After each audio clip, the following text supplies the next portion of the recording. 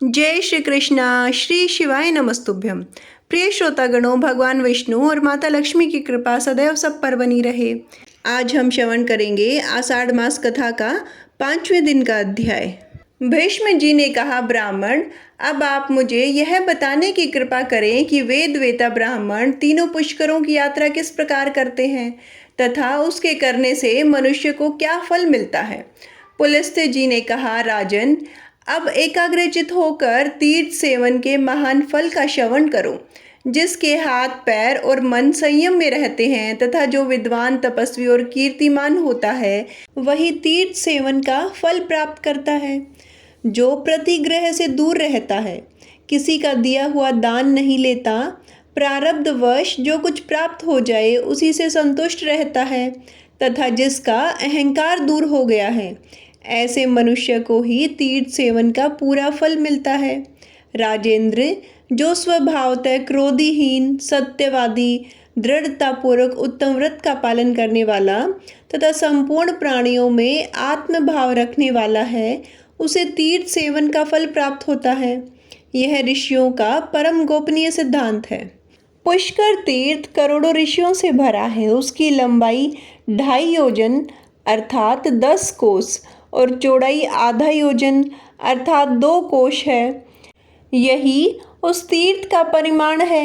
वहां जाने मात्र से मनुष्य को राजसूय और अश्वमेध यज्ञ का फल प्राप्त होता है।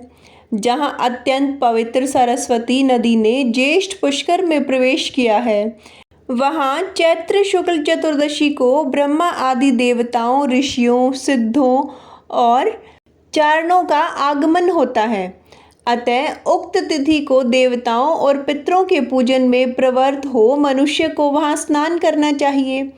इससे वह अभय पद को प्राप्त होता है और अपने कुल का भी उद्धार करता है। वहां देवताओं और पितरों का तर्पण करके मनुष्य विष्णु लोक में प्रतिष्ठित होता है। ज्येष्ठ पुष्कर में स्नान करने से उसका स्वरूप चंद्रमा के समान निर्मल हो जाता है तथा वह ब्रह्मलोक एवं उत्तम गति को प्राप्त होता है। मनुष्य लोक में देवादिदेव ब्रह्मा जी का यह पुष्कर नाम से प्रसिद्ध तीर्थ त्रिभुवन में विख्यात है। यह बड़े बड़े पातकों का नाश करने वाला है। पुष्कर में तीनों संध्याओं के समय प्रातःकाल, मध्याह्न तथा सायकाल में 10,000 करोड़ अर्थात 1 खरब तीर्थ उपस्थित रहते हैं तथा आदित्य, वसु, रुद्र, साध्य, गंधर्व और अप्सराओं का भी प्रतिदिन आगमन होता है। वहां तपस्या करके कितने ही देवता, दैत्य तथा ब्रह्म ऋषि दिव्य योग से संपन्न एवं महान पुण्यशाली हो गए। जो मन से भी पुष्कर तीर्थ के सेवन की इच्छा करता है, उस मनस्वी के सारे पाप नष्ट हो जाते हैं। महाराज, उस तीर्थ में देवता और दानवों के द्वारा सम्मानित भगवान ब्रह्मा जी सदा ही प्रसन्नता पूर्वक निवास करते हैं। वहां देवताओं और ऋषियों ने महान पुण्य से युक्त होकर इच्छा अनुसार सिद्धियां प्राप्त की हैं। जो मनुष्य देवताओं और पितरों के पूजन में तत्पर हो वहां स्नान करता है, उसके पुण्य को मनीषी पुरुष अश्वमेध यज्ञ की अपेक्षा 10 गुना अधिक बतलाते हैं।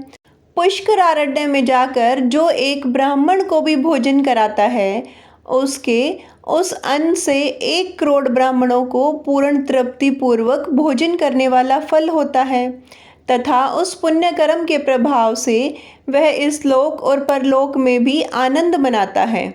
अन्न न हो तो शाक, मूल अथवा फल जिससे वह स्वयं जीवन निर्वाह करता हो, वही दोष दृष्टि का परित्याग करके श्रद्धा पूर्वक ब्राह्मण को अर्पण करे।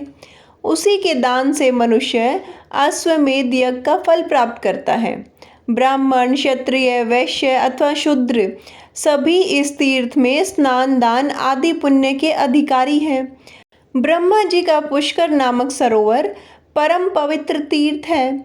वह वानप्रस्थियों, सिद्धों तथा मुनियों को भी पुण्य प्रदान करने वाला है। परम पावन सरस्वती नदी पुष्कर से ही महासागर की ओर गई है। वहाँ महायोगी आदिदेव मधुसूदन द्वारा निवास करते हैं। वे आदि वराह के नाम से प्रसिद्ध हैं तथा संपूर्ण देवता उनकी पूजा करते रहते हैं। विशेषतः कार्तिक की पूर्णिमा को जो पुष्कर तीर्थ की यात्रा करता है वह अक्षय फल का भागी होता है, ऐसा मैंने सुना है। कुरुनंदन, जो सायंकाल और सवेरे हाथ जोड़कर तीनों पुष्करों का स्मरण करता है उसे समस्त तीर्थ में आचमन करने का फल प्राप्त होता है। स्त्री हो या पुरुष, पुष्कर में स्नान करने मात्र से उसके जन्म भर का सारा पाप नष्ट हो जाता है। जैसे संपूर्ण देवताओं में ब्रह्मा जी श्रेष्ठ हैं, उसी प्रकार सब तीर्थों में पुष्कर ही आदि तीर्थ बताया गया है। जो पुष्कर में संयम और पवित्रता के साथ 10 वर्षों तक निवास करता हुआ ब्रह्मा जी का दर्शन करता है वह संपूर्ण यज्ञों का फल प्राप्त कर लेता है और अंत में ब्रह्मलोक को जाता है। जो पूरे 100 वर्षों तक अग्निहोत्र करता है और कार्तिक की एक ही पूर्णिमा को पुष्कर में निवास करता है, उन दोनों का फल एक सा ही होता है। पुष्कर में निवास दुर्लभ है। पुष्कर में तपस्या का सुयोग मिलना कठिन है। पुष्कर में दान देने का सौभाग्य भी मुश्किल से प्राप्त होता है तथा वहाँ की यात्रा का सुयोग भी दुर्लभ है। वेद वेता ब्राह्मण ज्येष्ठ पुष्कर में जाकर स्नान करने से मोक्ष का भागी होता है और श्राद्ध से वह पितरों को तार देता है।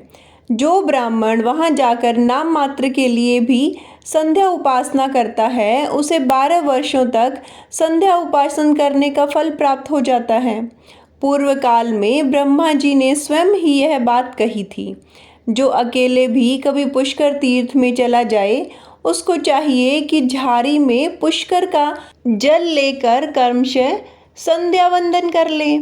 ऐसा करने से भी उसे 12 वर्षों तक निरंतर संध्या उपासन करने का फल प्राप्त हो जाता है। जो पत्नी को पास बिठाकर दक्षिण दिशा की ओर मुख करके गायत्री मंत्र का जप करते हुए वहां तर्पण करता है उसके उस तर्पण द्वारा 12 वर्षों तक पितरों को पूर्ण तृप्ति बनी रहती है। फिर पिंडदान पूर्वक श्रद्धा करने से अक्षय फल की प्राप्ति होती है।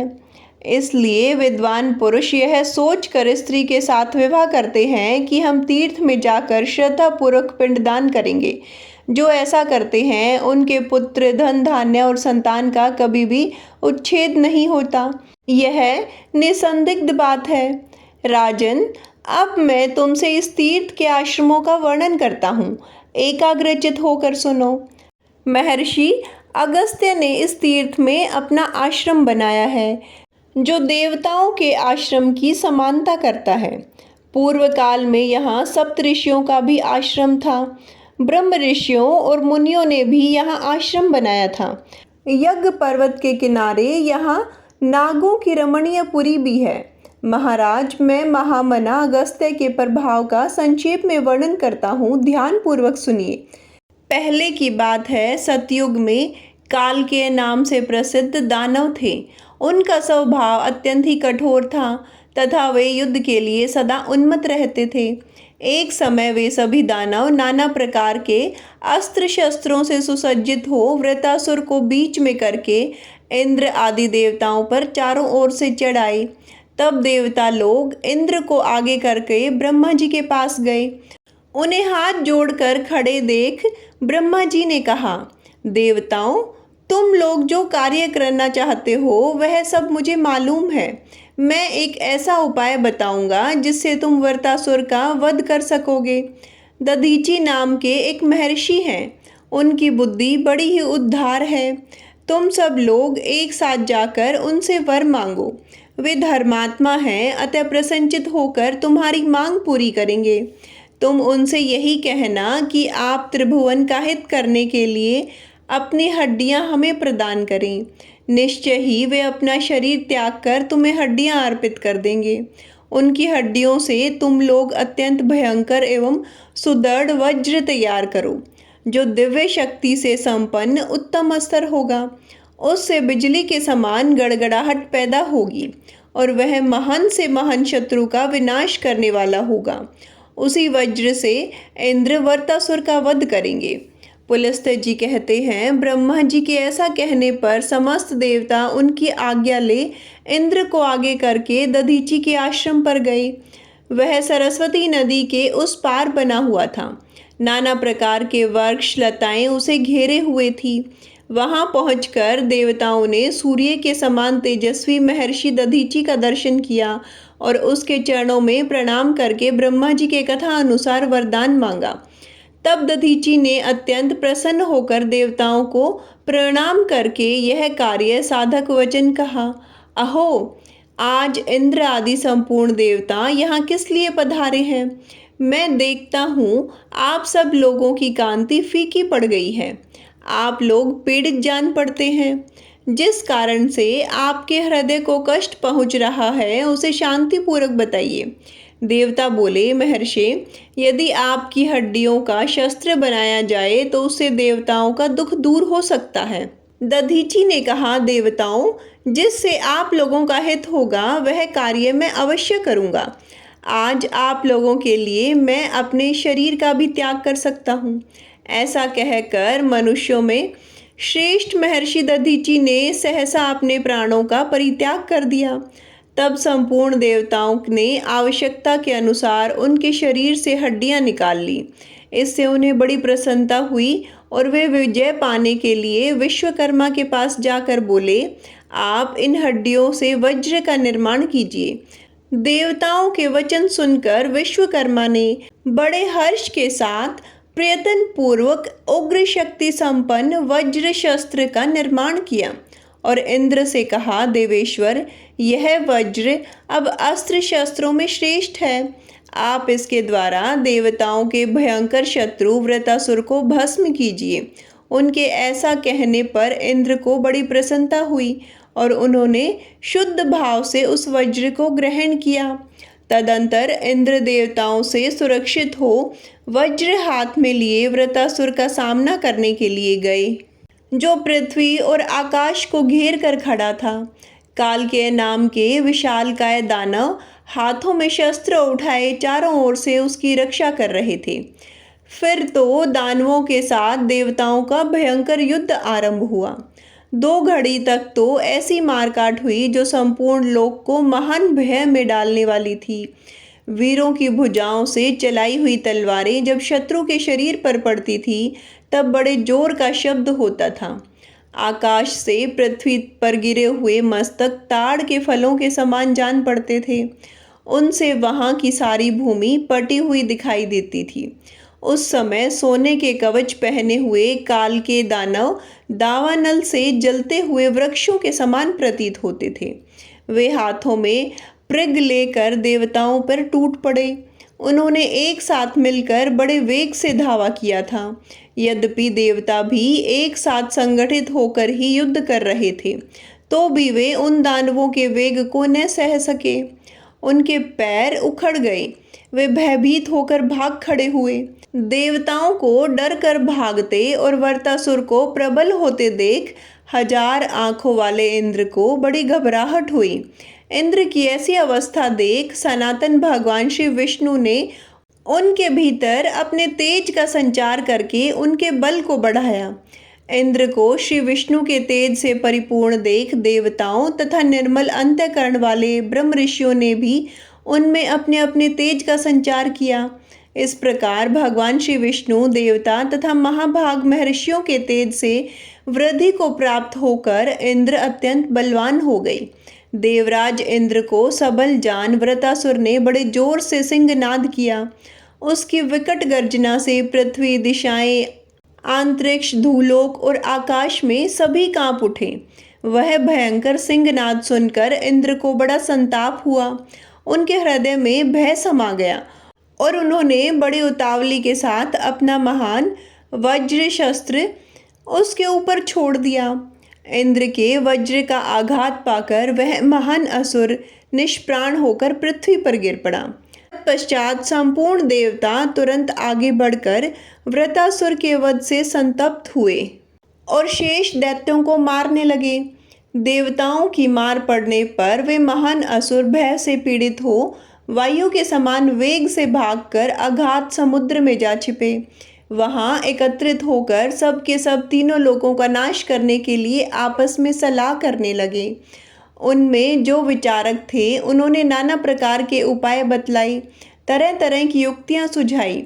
अंत में यह निश्चय हुआ कि तपस्या से ही संपूर्ण लोक टिके हुए हैं, इसलिए उसी का क्षय करने के लिए शीघ्रता की जाए। पृथ्वी पर जो कोई भी तपस्वी, धर्मज्ञ और विद्वान हो, उनका तुरंत वध कर दिया जाए। उनके नष्ट हो जाने पर संपूर्ण जगत का स्वयं ही नाश हो जाएगा। उन सब की बुद्धि मारी गई थी, इसलिए उपयुक्त प्रकार से संसार के विनाश का निश्चय करके वे बहुत प्रसन्न हुए। समुद्र रूप दुर्गे का आश्रय लेकर उन्होंने त्रिभुवन का विनाश आरंभ किया। वे रात में कुपित होकर निकलते और पवित्र आश्रमों तथा मंदिरों में जो भी मुनि मिलते उन्हें पकड़कर खा जाते थे। उन दुरात्माओं ने वशिष्ठ के आश्रम में जाकर 8008 ब्राह्मणों का भक्षण कर लिया तथा उस वन में और भी जितने तपस्वी थे उन्हें भी मौत के घाट उतार दिया।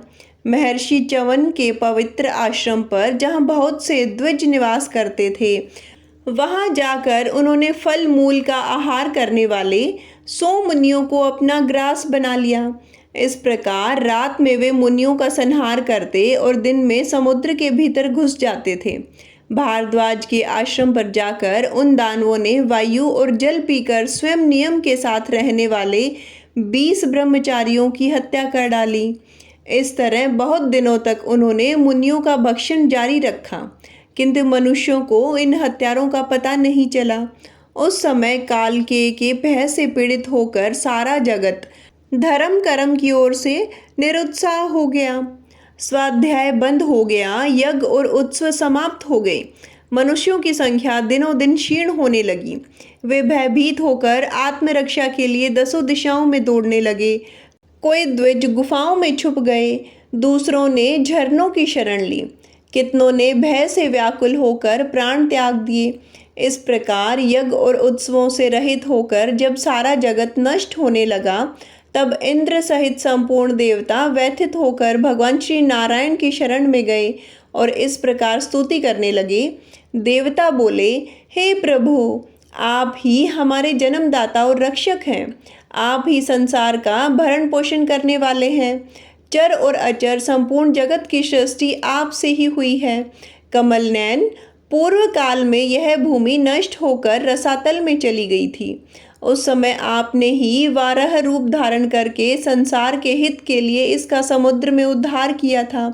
हे पुरुषोत्तम, आदि दैत्य हिरण्यकश्यपु बड़ा पराक्रमी था, तो भी आपने नरसिंह रूप धारण करके उसका वध कर डाला।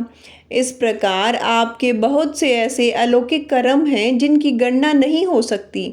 हे मधुसूदन, हम लोग भयभीत हो रहे हैं, अब आप ही हमारी गति है। इसलिए हे देव देवेश्वर, हम आपसे लोक की रक्षा के लिए प्रार्थना करते हैं। संपूर्ण लोकों की, देवताओं की तथा इंद्र की महान भय से रक्षा कीजिए।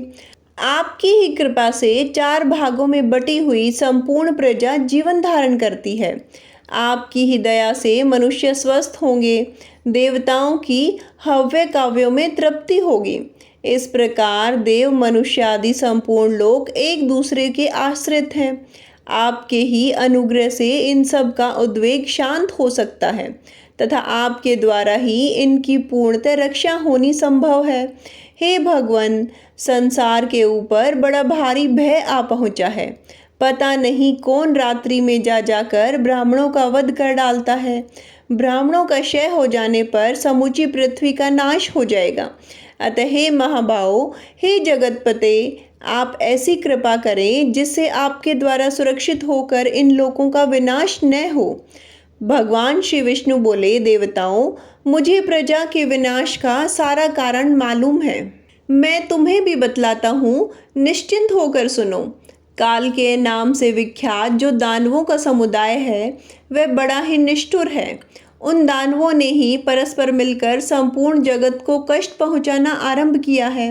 वे इंद्र के द्वारा वृत्रासुर को मारा गया देख अपनी जान बचाने के लिए समुद्र में घुस गए थे। नाना प्रकार के प्रहारों से भरे हुए भयंकर समुद्र में रहकर वे जगत का विनाश करने के लिए रात में मुनियों को खा जाते हैं। जब तक वे समुद्र के भीतर छिपे रहेंगे तब तक उनका नाश होना असंभव है। इसलिए अब तुम लोग समुद्र को सुखाने का कोई उपाय सोचो।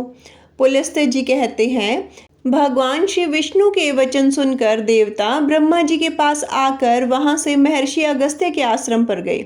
वहां पहुंचकर उन्होंने मित्र वरुण के पुत्र परम तेजस्वी महात्मा अगस्त्य ऋषि को देखा। अनेकों महर्षि उनकी सेवा में लगे थे, उनमें प्रमाद का लेश भी नहीं था। वे तपस्या की राशि जान पड़ते थे। ऋषि लोग उनके अलौकिक कर्मों की चर्चा करते हुए उनकी स्तुति कर रहे थे। देवता बोले, हे महर्षि, पूर्व काल में जब राजा नहुस के द्वारा लोगों को कष्ट पहुंचाया जा रहा था, उस समय आपने संसार के हित के लिए उन्हें इंद्र पद से भ्रष्ट किया और इस प्रकार लोक का कांटा दूर करके आप जगत के आश्रयदाता हुए। जिस समय पर्वतों में श्रेष्ठ विंध्याचल सूर्य के ऊपर क्रोध करके बढ़ता हुआ बहुत ऊंचा हो गया था, उस समय आपने ही उसे नतमस्तक किया। तब से आज तक आपकी आज्ञा का पालन करता हुआ वह पर्वत बढ़ता नहीं। जब सारा जगत अंधकार से आच्छादित था और प्रजा मृत्यु से पीड़ित होने लगी, उस समय आपको ही अपना रक्षक समझकर प्रजा आपकी शरण में आई और उसे आपके द्वारा परम आनंद एवं शांति की प्राप्ति हुई। जब जब हम लोगों पर भय का आक्रमण हुआ, तब तब सदा ही आपने हमें शरण दी। इसलिए आज भी हम आपसे एक वर की याचना करते हैं। आप वरदाता हैं, अतः हमारी इच्छा पूर्ण कीजिए। भीष्म जी ने पूछा, महामुने, क्या कारण था जिससे विंध्य पर्वत सहसा क्रोध से मूर्छित हो बढ़कर बहुत ऊंचा हो गया था? पुलस्त्य जी ने कहा, सूर्य प्रतिदिन उदय और अस्त के समय सुवर्ण में महापर्वत गिरिराज मेरु की परिक्रमा किया करते हैं। एक दिन सूर्य को देखकर विंध्याचल ने उनसे कहा, भास्कर, जिस प्रकार आप प्रतिदिन मेरु पर्वत की परिक्रमा करते हैं, उसी प्रकार मेरी भी कीजिए। यह सुनकर सूर्य ने गिरिराज विंध्य से कहा, शैल, मैं अपनी इच्छा से मेरु की परिक्रमा नहीं करता। जिन्होंने इस संसार की सृष्टि की है, उन विधाता ने ही मेरे लिए यह मार्ग नीत कर रखा है। उसके ऐसा कहने पर विंध्याचल को सहसा क्रोध हो आया और वह सूर्य तथा चंद्रमा का मार्ग रोकने के लिए बढ़कर बहुत ऊंचा हो गया। तब इंद्र आदि संपूर्ण देवताओं ने जाकर बढ़ते हुए गिरिराज विंध्याचल को रोका, किंतु उसने उनकी बात नहीं मानी। तब वे महर्षि अगस्त्य के पास जाकर बोले, मुनीश्वर, शैलराज विंध्य क्रोध के वशीभूत होकर सूर्य, चंद्रमा तथा नक्षत्रों का मार्ग रोक रहा है। उसे कोई निवारण नहीं कर पाता। देवताओं की बात सुनकर ब्रह्म ऋषि अगस्त्य जी विंध्य के पास गए और आदर पूर्वक बोले, पर्वत श्रेष्ठ, मैं दक्षिण दिशा में जाने के लिए तुमसे मार्ग चाहता हूँ। जब तक मैं लौट कर न आऊं, तब तक तुम नीचे रहकर ही मेरी प्रतीक्षा करो। मुनि की बात मानकर विंध्याचल ने वैसे ही किया। महर्षि अगस्त्य दक्षिण दिशा से आज तक नहीं लौटे। इसी से विंध्य पर्वत अब नहीं बढ़ता। भीष्म, तुम्हारे प्रश्न के अनुसार यह प्रसंग मैंने सुना दिया। अब देवताओं ने जिस प्रकार काल के दैत्यों का वध किया था, वह वृतांत सुनो। देवताओं के वचन अनुसार महर्षि अगस्त्य ने पूछा, आप लोग किस लिए यहाँ आए हैं और मुझसे क्या वरदान चाहते हैं? उनके इस प्रकार पूछने पर देवताओं ने कहा, महात्मन, हम आपसे एक अद्भुत वरदान चाहते हैं। महर्षि, आप कृपा करके समुद्र को पी जाइए। आपके ऐसा करने पर हम लोग देवद्रोही काल के नामक दानव को उनके सगे संबंधियों सहित मार डालेंगे। महर्षि ने कहा, बहुत अच्छा देवराज, मैं आप लोगों की इच्छा पूर्ण करूंगा। ऐसा कहकर वे देवताओं और तप सिद्ध मुनियों के साथ जल निधि समुद्र के पास गए। उनके इस अद्भुत कर्म को देखने के लिए इच्छा से बहुतेरे मनुष्य, नाग, गंधर्व, यक्ष और किन्नर भी उन महात्माओं के पीछे पीछे गए। महर्षि सहसा समुद्र के तट पर जा पहुँचे। समुद्र भीषण गर्जना कर रहा था। वह अपनी उताल तरंगों से नृत्य करता हुआ सा जान पड़ता था। महर्षि अगस्त्य के साथ संपूर्ण देवता, गंधर्व, नाग और महाभाग मुनि जब महासागर के किनारे पहुंच गए, तब महर्षि ने समुद्र को पी जाने की इच्छा से उन सबको लक्ष्य करके कहा, देवगण, समुद्र लोकों का हित करने के लिए इस समय मैं इस महासागर को पी लेता हूँ। आप लोगों को जो कुछ करना हो शीघ्र ही कीजिए। यूं कहकर वे सबके देखते देखते समुद्र को पी गए। यह देखकर इंद्र आदि देवताओं को बड़ा विस्मय हुआ तथा वे महर्षि की स्तुति करते हुए कहने लगे, भगवान, आप हमारे रक्षक और लोगों को नया जन्म देने वाले हैं। आपकी कृपा से देवताओं सहित संपूर्ण जगत का कभी उच्छेद नहीं हो सकता। इस प्रकार संपूर्ण देवता उनका सम्मान कर रहे थे। प्रधान प्रधान गंधर्व हर्षनाद करते थे और महर्षि के ऊपर दिव्य पुष्पों की वर्षा हो रही थी। उन्होंने समूचे महासागर को जल शून्य कर दिया। जब समुद्र में एक बूंद भी पानी न रहा, तब संपूर्ण देवता हर्ष में भरकर हाथों में दिव्य आयुध लिए दानवों पर प्रहार करने लगे। महाबली देवताओं का वेग असुरों के लिए असहाय हो गया। उनकी मार खाकर वे भी भीमकाय दानव 2 घड़ी तक घमासान युद्ध करते रहे, किंतु वे पवित्र आत्मा मुनियों की तपस्या से दग्ध हो चुके थे। इसलिए पूर्ण शक्ति लगाकर यत्न करते रहने पर भी देवताओं के हाथ से मारे गए। जो मरने से बच गए वे पृथ्वी फाड़कर पाताल में घुस गए। दानवों को मारा गया देख देवताओं ने नाना प्रकार के वचनों द्वारा मुनि श्रेष्ठ अगस्त्य का स्तवन किया तथा इस प्रकार कहा। देवता बोले, हे महाभाग, आपकी कृपा से संसार के लोगों को बड़ा सुख मिला। काल के दानव बड़े ही क्रूर और पराक्रमी थे। वे सब आपकी शक्ति से मारे गए। लोक रक्षक महर्षि, अब इस समुद्र को भर दीजिए। आपने जो जल पी लिया है वह सब इसमें वापस छोड़ दीजिए। उनके ऐसा कहने पर मुनि श्रेष्ठ अगस्त्य जी बोले, वह जल तो मैंने पचा लिया, अब समुद्र को भरने के लिए आप लोग कोई दूसरा उपाय सोचिए। महर्षि की बात सुनकर देवताओं को विस्मय भी हुआ और विषाद भी।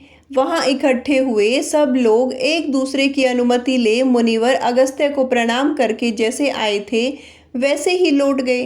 देवता लोग समुद्र को भरने के विषय में परस्पर विचार करते हुए ब्रह्मा जी के पास गए। वहां पहुंचकर उन्होंने हाथ जोड़कर ब्रह्मा जी को प्रणाम किया और समुद्र के पुनः भरने का उपाय पूछा। तब लोक पितामह ब्रह्मा ने उनसे कहा, देवताओं, तुम सब लोग इच्छा अनुसार अपने अपने अभीष्ट स्थान को लौट जाओ। अब बहुत दिनों के बाद समुद्र अपनी पूर्व अवस्था को प्राप्त होगा। महाराज भगीरथ अपने कुटुंबी जनों को तारने के लिए गंगा जी को लाएंगे और उन्हीं के जल से पुनः समुद्र को भर देंगे। ऐसा कहकर ब्रह्मा जी ने देवताओं और ऋषियों को भेज दिया। प्रिय श्रोतागणों, आज की कथा यही संपन्न होती है। कल की कथा में हम श्रवण करेंगे सप्तऋषि आश्रम के प्रसंग में सप्त ऋषियों के अलोभ का वर्णन। तो कल की कथा भी अवश्य सुनिएगा। धन्यवाद।